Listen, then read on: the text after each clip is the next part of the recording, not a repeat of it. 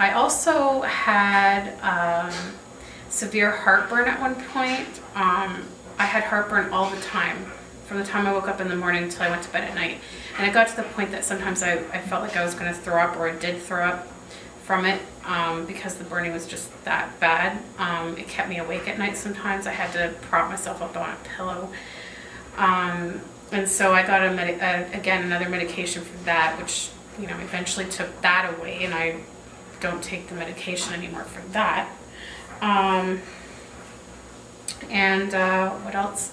There were so many symptoms. I was getting Raynaud's phenomenon. I now know that that's what it was, where I would get my fingers would get very, very cold, and they would turn white. I mean, totally white. And then as they would start to warm up, they would get really red and blotchy. And when this would happen, when they would turn white, it would be painful. It was like a numbing, stinging kind of feeling, very uncomfortable. And so I dealt with that as well. A rheumatologist I saw at that point tested me for lupus, but everything had come back negative at that point, which apparently is not uncommon. One of the tests that she did on me, I don't know what it was exactly, but one test, she came back saying that the results of it were something she would see in someone whose spleen had been removed. And she was kind of baffled by that, because I still had my spleen. I still have it. And that was never really fully investigated any further, and I really don't know what happened after she found that. So that part's still a little confusing. And she, you know, I also saw a respirologist who had me do a walking test where they monitor my oxygen levels while I'm walking, and they found that my oxygen levels were dropping. And again, that wasn't really fully investigated. I wasn't given any treatment for that. So that wasn't, I mean, most of my testings were normal, so they really couldn't figure out what was going on. And so after about, I would say after about a year of being free of hives, but still taking the medication for them, I decided to try stopping the medication to see if my hives were like totally gone. And within a few weeks of being off the medication, the hives came back full force. And it actually took 3 months before the medication kicked in again, when I started taking it again. So I learned my lesson to not stop taking the medicine cold turkey without talking to the doctor, because I suffered with hives again for 3 months. During this time I was in college, and when all of this started, I was starting my second year of college, and I had to drop out because I was missing too much time. So, you know, all of these things with my health affected my schooling. It took me a lot longer to complete college than it should have. It should have only been 2 years, and it ended up taking me 4 years to complete college. Anyways, I guess, so I dealt with that, and that was probably 2004 when I had the second bout of the hives, and, you know, waiting 3 months for the medicine to kick in. And then I was pretty much okay after that. I was just monitoring my heart condition and my thyroid condition, and then at one point near the end of 2004, they attempted a heart ablation, which is basically they go in and they try to find where the extra heartbeats are coming from, and they try to zap it to get rid of it, basically so that I wouldn't have to take any medication. But it was too deep within the heart and too risky, and they could have done more damage than good, so it wasn't a success. And then afterwards, they started me on a second medication for my heart. So instead of being on one, I was now on two, and I'm still on two.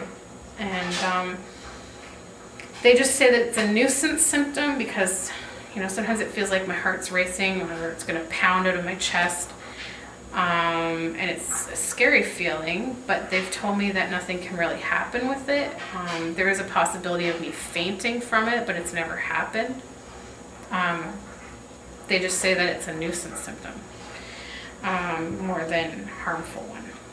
And so from 2004 until 2008, things were okay. I was just monitoring my thyroid and heart, and eventually I managed to wean off of the medications for the hives totally, and so totally free of hives and everything. And then in 2008, after, you know, moving in with my fiance and starting a new job, my right knee started to swell up again. And, you know, I thought, oh, I can just take an naproxen, it'll get rid of it.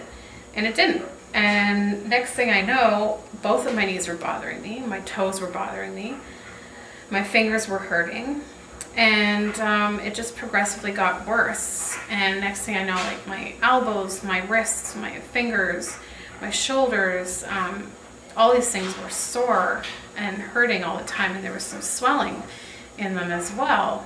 And so I went back to the rheumatologist who treated my juvenile arthritis, and you know, whatever medications he tried me on, I just felt I got worse on them. I was just continuing to get worse. And so in, I would say, October, near the end of October 2008, I decided to just stop the medications because I really felt that they were making me worse. And this doctor wasn't listening to me. He wasn't even doing testing. He was just assuming that due to my history of juvenile arthritis that this was adult arthritis, and that was that. And so he was prescribing me arthritic medications and things like that, and I was getting worse. So I stopped it, and within a week I was feeling almost 100% better. And I thought, okay, like, this is going good. And his explanation to that, though, was that, oh, you know, you're probably just in a remission now. You know, he didn't think that it was because I stopped the medication. And so from about November 2008 until about June 2009, right after we got back from our honeymoon in Paris, things were great. And then I started to get the pain again. Now, at first I thought it was just from all the walking in Paris, but it just progressively got worse. And so I had swelling in my feet and my ankles, my legs. I had swelling in my wrists and my fingers, a lot of stiffness and just excruciating pain. I couldn't open jars, even with a gripper. I couldn't do anything, really. I could barely walk. It took me forever to get up and down stairs because I could barely bend my knees. I had started working as a nanny in the fall of 2008 because I lost my other job from missing so much work due to the pain. And so I take care of a 4-year-old boy. I'm actually at work right now. He's just having his nap. But I was having a lot of trouble taking care of him because I couldn't bathe him properly, because quite often some of my fingers would be stuck in a position like this. I couldn't straighten them and I couldn't bend them. I couldn't make a fist. They were just stuck like this. And so it made it difficult to do things like wash his hair. And then because my knees couldn't bend very well, I couldn't kneel. So I couldn't get on the floor to play with him. I couldn't get down on my knees to bathe him. I had trouble washing my own hair because I couldn't flex my fingers enough, and just any little movement was excruciating pain. It was like a sharp jabbing pain in my joints. And so just all of these things. And when I would go home and I would sit down on our couch, I couldn't get off the couch. I could not get up. And my husband had to physically lift me off the couch.